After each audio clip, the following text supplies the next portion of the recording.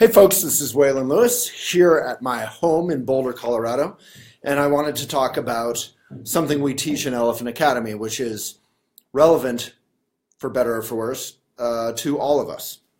Let me turn off my notifications so that I can focus, and that's actually an apt reminder about what I'm talking about. So if you find this interesting, please give it a like or a love or a share. This is about mindfulness and how to handle the laptop stuff, the phone stuff, the Instagram stuff, the Instagram stories stuff, the Snapchat, the MySpace if you're still going all 90s on your life, the what else? Obviously Facebook, messages, texting. So we all have tons of social media going on. We're often, many of my friends as well as readers say that they wake up and the first thing they do is look at their phone. We actually already are doing something that we've never really done throughout history, which is we're living halfway in a world that is supported by technology and by that communication. And it's not bad. That's an important point. None of this is pejorative. It's magical. I can give a call to my mom out in Canada. I can text someone about meeting them. Back in the 90s, I always like to say, when I was living in Boston, going to college, I would, make plans to meet a friend at Faneuil Hall or whatever, and if she waited on a different corner, this happened once, and I waited on the wrong corner, or whatever, vice versa, our plans for the entire day were shot. So this technology is wonderful. On the back end, I have my Visa card. I can pay for things online. I can pay for things easily. I don't have to have a big wad of cash all the time. Technology is great. Self-driving cars are hopefully going to save many lives, although they'll put many people out of work. So it's a two-edged sword. So how do we relate with it mindfully? Well, first of all, again, if you are enjoying this, please give it a like or a love. That's the way to get through the Facebook algorithm. And if you, be on the choir to all those who might give a care about mindfulness and media. So about a year or two ago, I briefly, romantically hung out with a friend who literally had her phone in front of her face at all times. My memory of her was this soft blue light over her face from her phone. It was like probably 15 hours a day of blue light right in front of her face. She wasn't even texting like a normal person bent over and with bad posture. She just kind of rested it right in front of her face like this. It was unbelievable. And this is not pejorative against her. She is a great person, But too many of us are allowing technology to use us. So how instead can we use technology? Well, obviously you can Skype your grandparents and make their week. You can call, you can communicate, you can be honest, you can be succinct. You can be charming. You can send funny animal gifts to friends. These are all wonderful things to do. And then the way we can prevent unmindfulness from happening is to keep that phone, like I do. My suggestion is I keep it in the bathroom. I have it on airplane mode. When the alarm goes off, I have to get up. And that has the secondary effect of preventing me from immediately checking Instagram or New York Times or getting messages about stressful work stuff before I've meditated. So I don't know if you all meditate, but I really recommend wake up, stretch, do whatever you need to do, go to the bathroom, let your dog out, deal with your kids, whatever you need to do. But even maybe if you can, before dealing with your kids, before you interact in any way with the world, just take a good posture. If you need to do it in bed for 20 seconds, that counts. Take a good posture and then relax. Find your breath and just breathe. And when you notice yourself thinking, not if, when you notice yourself distracted thinking, just bring your attention back to that breath. And you do that a couple of times. Bow, dedicate your day to the merit of all sentient beings, not just yourself. And you've set your attitude. This isn't like cheesy, yoga intention stuff, although yoga people are great about intention, but this is just practical stuff. You want to wake up with an attitude that isn't just about your problems and your self-concern. That's not just because you're a good person. It's because it actually helps you forget about your self-concern and actually be happy. As Eleanor Roosevelt said, I always am quoting her on this, she said, I was miserable until at the age of 25 or 21 or something, she discovered volunteering and helping others. And from that, and then she discovered genuine happiness. She let go of wanting to be happy and actually became happy. So we do that by dedicating ourselves to the benefit of others and, starting by bringing our attention back to the present moment instead of back to the phone, right?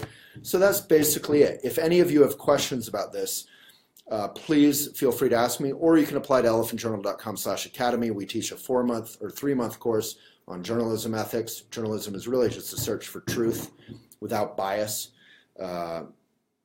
Social media, how to rock your career, whether you're a massage therapist, a yoga teacher, a writer, whatever it is, through social media, through Instagram, through, like I sold my book, made a lot of money. I think it would be unseemly to talk about, but money based on an eco book that hopefully is about a good subject, that hopefully is a benefit to the readers.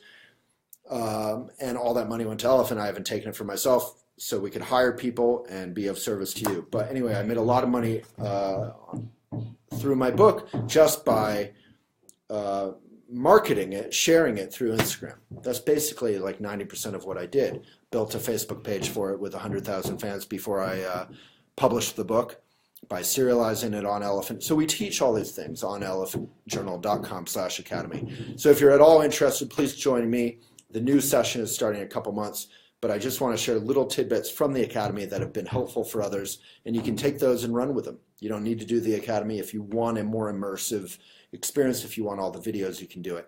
But if you have any questions also, I'm happy to address those now. And if you're just tuning in, give it a like or a love or a silly face emoticon, and ask me a question if you like. So there's a great question from Maria. So thinking about taking time out from Facebook, what do you think? I think taking a break from social media is always great. It's a powerful kind of mindfulness discipline. My little rule is I try not to ruin my life by Instagram. I always joke that me and my friends, we're all working, probably half of you, we're all working for Instagram, right? We're all walking around trying to find a cool thing to take a photo of and share it to Instagram. Well, work for yourself. So use Instagram instead of Instagram using you. And don't use it in a cynical way. Use it to be of benefit, to help your meaningful career, your right livelihood, right? So when I'm walking along and I see a beautiful flower with snow on it, like just happened in Boulder, or beautiful mountains, I try not to take a photo of it until I've maybe seen like 5 things I really want to take a photo of, and then I allow myself to take a photo. So instead of ruining every beautiful present moment I ever have by putting my phone between me and it, I try to, say no to myself like 5 times. And that allows me to, when I hike with a dog and a friend, to be present instead of to be like, oh, excuse me. And then if you do need an Instagram break, it actually is great to say, oh, excuse me, and take a break. So when you're, eating, have your phone face down. If it's on the table at all, have it face down. So you're not 20%, 10% of your brain, half kind of the antenna is up, paying attention to text. Just be fully present. You'll enjoy your food more. You'll overeat less. You'll enjoy your friends more. They'll enjoy you more for sure. And obviously it's a national epidemic. It really is, without exaggeration, this texting and driving thing. So when you're driving, you're literally doing the most dangerous thing for yourself and others that you're going to do all day or all year. It's far more dangerous than flying or whatever you can think of that might be dangerous. Surfing, climbing, far more dangerous. So please don't multitask while you drive. Really just, take the time out. Pull over, text, call, pull over, pull over, pull over. Just don't do it while you're driving. Any tips from you guys, I welcome. So Maria, what I would say is it's good to take time out, but the most important thing is day to day to inject mindfulness into your life, not just kind of like binge eating and then dieting. Instead of just taking a break and obsessing about social media like most of us do. I'm not saying you do, but most of us can be extreme about it. Just try to put some mindfulness into your texting and phone and desktop, laptop, Instagram, Snapchat, into your habits. That's that'll allow you long-term to be kind of healthy and balanced. Yeah, Jen, exactly. So you feel guilty every time you wake up and check your phone first thing. Really, just don't. I mean, you're in control of it. Just put it in the bathroom, put it a room away. You can have an alarm by your bed. I leave my watch by my bed so I know what time, and I hear the alarm. It wakes me up. All right. Any other questions? Yeah, just appreciate the beauty first. Hey, Tom Din Wangdu. So we have a award-winning, famous Tibetan flutist here. It's an honor. You can find my interviews with him on youtube.com/elephantjournal. He's an amazing guy. All right, if there's no more questions, please, oh yeah, thank you from Reem, who just did the Academy. On a side note, I want to thank you for the amazing months at the Academy. Yeah, please join. We've kept it super affordable, and applications are being accepted now. I think the early bird price, I don't remember. Molly can say in comments. It may or may not be available based on when you apply. All right, hope you're all well. This has been fun. I hope you learned something or had a helpful reminder. And if you have any final questions, hit me gently right now. Jen has a little questions. What's my favorite part about the Academy? My favorite part is, I don't know, I kind of love all of it. The journalism ethics, journalism, the search for truth. Dharma means truth. I grew up in the Buddhist community. Dharma means truth. Journalism is literally the same thing as the search for truth. So I do love journalism. But my favorite part about the Academy is just the connections we all make with one another around trying to be better, more successful human beings. Better not in the sense of trying to be other than what we are, but better just as in we're trying to be more present for our lives and enjoy them more fully. And it's fun. The connections we make are really joyful. And that seeing you all connect with one another is a real pleasure and honor. Nicole, these live videos have the ability to turn the worst of days into the best of days. Thanks for making them. You bet. Happy to make more. Just ask questions or make comments like you did. Anything else from anyone? If not, I am rolling. All right. If you'd like, take a great posture. Take a good breath. Not a deep, dramatic breath, just a good, healthy breath. And with respect, we can bow to one another. Thank you so much, and I'll try to do more of these videos. Yeah, so Molly, thank you for answering my question. I can't keep stuff straight. So there's two levels of the Academy. One is super cheap. You get all the materials. You can do it on your own time. The second is still pretty cheap. It's $750 until May 5th. It's $650. So it's less super cheap, but it's still like a fourth cheaper than most of these college programs. And unlike colleges, we're active and live in the field. This is how we've, won #1 in the country twice for green coverage on Twitter, or reached 23 million readers a month, or garnered 5 million Facebook fans, or 450,000 Instagram on 4 accounts. So we have a pretty good track record, and we're not just trying to spam people. We're trying to share helpful stuff, and that can be hard. So anyway, the early bird price is $650 before May 5th. So if you're interested, I'd apply now. Reem, what's the article that touched the most lately from Elephant, of course? Well, I just put up an article 5 minutes ago. Jimmy Kimmel, it's on the front page of elephantjournal.com. Jimmy Kimmel talking about the birth of his son who had a heart and something disease. It's incredibly moving and a wonderful reminder about the importance of healthcare access for all of us. Right? So I would check that out. It's titled If You Need a Good Cry. And I can tell you, I don't know if I needed a good cry, but I definitely had a good cry. Leanne Curtis Cox. That's a cool name. Leanne Curtis Cox. A person I barely know accused me of posting too often, and that doing so made me materialistic and self-centered. I, on the other hand, love sharing photos of beautiful surroundings and to share my thoughts in life. I think everyone has a perspective as to what is healthy or not. Yeah, I'm not here to tell you what's healthy or not. I am just here to offer that, what you may be doing may be fine. It may be fine for yourself. It may be fine for others. It may be healthy for yourself or healthy for others. We all know when we're living through our phones, through our social media, instead of fully enjoying our present moment. So it's really just about mindfulness, bringing it back to being a benefit to others. And you are right, Leanne. sharing can be super helpful to others. I try to only share what I think is important or funny or practical, in some way helpful to myself or others. So it's just old-fashioned, just you share what you feel is important to you, whatever that means.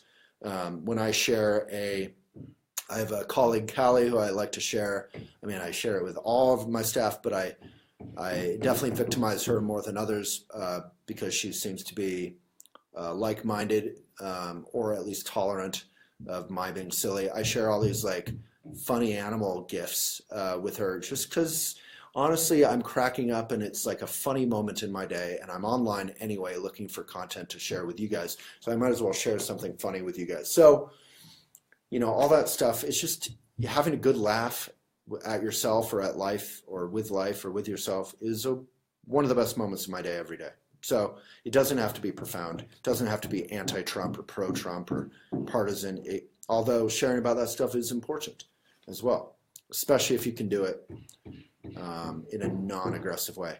Reem, yeah, you just saw it, made me cry. Yeah, share the one on elephant if you feel so inspired. We're independent media, so every time you share something on elephant, you're helping us stay alive so that we can serve you. Yeah, we just started a VIP page that hasn't worked at all, but if any of you are inspired to support elephant in a big way, you can become a VIP and we'll feature you as someone who's keeping us going, keeping our mission alive. It's at elephantjournal.com/VIP. And Molly, if you can put that in the comments, that would be great. We definitely need it. It's trying to be of benefit in this kind of Facebook algorithm, fake news saturated world is tough. It's much easier for us to just share, like the stuff on Facebook that's popular is always love and sex, and it's not usually our best content. So I always like to mention to people, if you want our the very best elephant stuff that you can get for free, elephantjournal.com/best. So Molly, if you can put that in the comments, people can subscribe to that for free. All right, any other comments or questions? Anything? Yeah, there's a lot of people on, so I hate to hang up.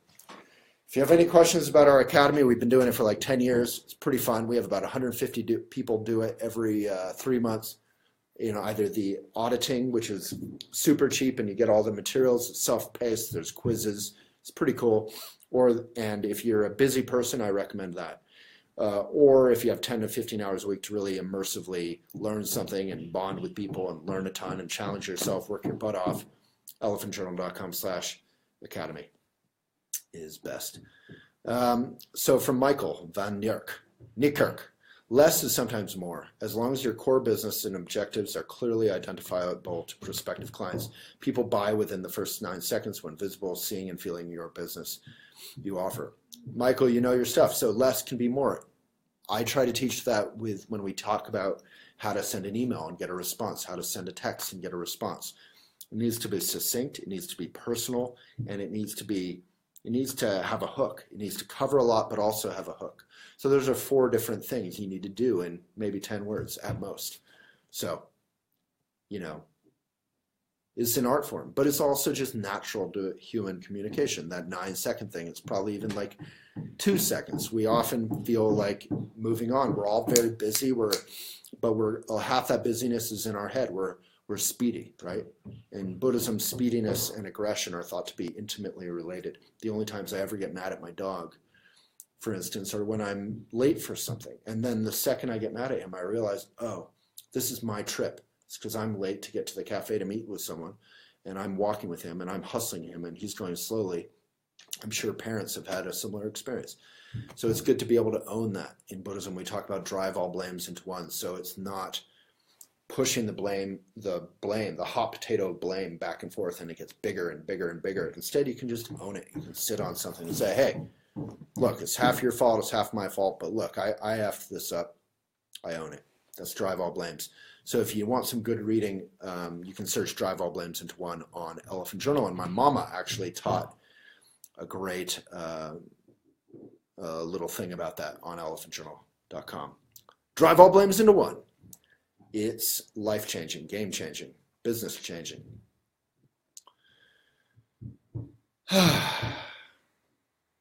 Any other questions, or I shall disappear? I hate to disappear when so many of you are here. Andrew Barsh, hello from Madrid, Spain. Dealing with a toxic person with whom I share custody. That can be tough. I obviously can't walk away from her as we co-parent together. Any advice? I get mad at my dog when things aren't going my way and then realize it too. Yeah, Andrew, first of all, unless they're crazy, like legitimately crazy, I would get away from calling them toxic, because you're basically just solidifying a very understandably difficult situation. So we have a lot of articles on Elephant about families, about toxic relationships, and I'm not questioning your description at all. I acknowledge it, I respect it. I'm just saying, if you want to kind of change the dynamic, you can be toxic, I can be toxic, Alyssa Kazarnecki Duplessis can be toxic. We all can be toxic. What does toxic mean? It can be aggressive, it can be manipulative. We all just have to, as in Buddhism we say, self-deception is the ultimate problem, the ultimate weapon of ego. So I'm sure it's tough, and I respect that. I'm sure it's tough for both of you. I don't really know anything about it. And yeah, you're in between a rock and a hard place. Unlike most of us in life who can just run away from a tough situation, you have to stay there for the good of your child, right? So you have actually a blessing. Buddhism, you can search on Elephant, or you could read Pema Children, or you can do both, because Pema's all over Elephant. There's a blog on Elephant called Your Enemies Can Be Your Greatest Teachers. And so you can really embrace the fact that you can't just run away. This whole society, Spain, US, everywhere, we're built on just running away from anything difficult. So really, if you can practice Tonglen, there's a great blog on Elephant. Molly, if you can put all these in the links. Tonglen, about how to breathe into that toxicness without becoming toxic yourself. You can actually just breathe it in, relax, and breathe out generosity, kindness. You can do this. I think we can all give Andrew a big like and a love. You're in a tough situation. Just remember that both of you hopefully are unified in wanting to be of benefit to your child together. So, and if you're getting triggered by your your co-parent, really limiting the communication to just talking about facts around the child, like I'm going to pick him or her up when is good, that kind of practical stuff is tough. We've all been dating someone crazy, and you're stuck in it. So you have to look at it as an opportunity, not just a curse, kind of, Sorry about all the noise. All right, Alyssa, does it make sense to start with the audit? Yeah, it really depends where you are at in life. If you have 10 to 15 hours a week to work your butt off, I would just jump into the academy. We'd love to have you. It's fun. It's far more immersive, and you'll learn a ton more because it's incredibly challenging.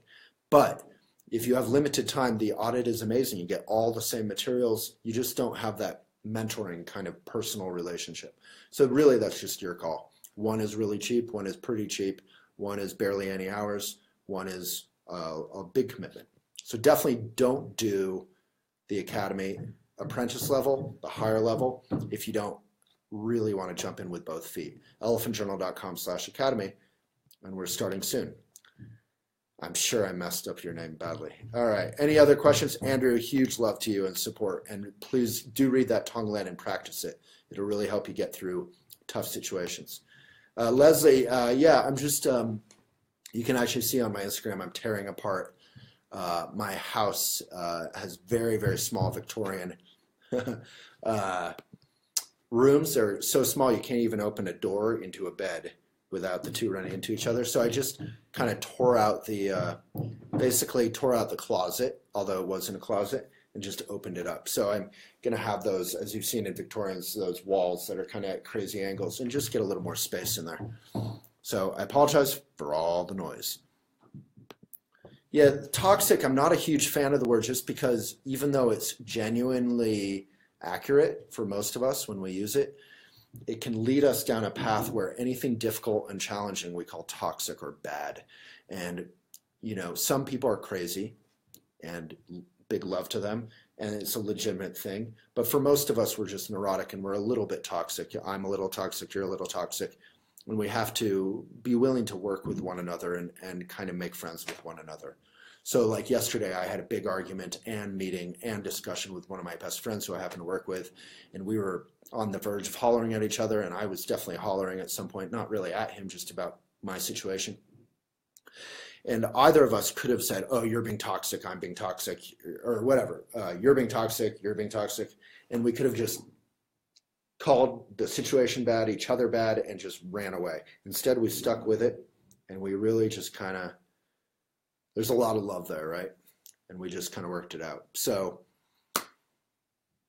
it's okay to call a situation that is just insane, like legitimately, like, what was that movie with the bunny in the hot water? If it's fully insane, you can call a spade a spade. But other than that, like, language is really important. I'm not a positivity guy, but maybe just call it like a very difficult relationship, right? All right, anything else from anyone? Cecilia, I don't think I helped you much, but I tried. Kind of. I probably failed. All right, anything else? If not, I will leave. All right, Leanne, thank you to you.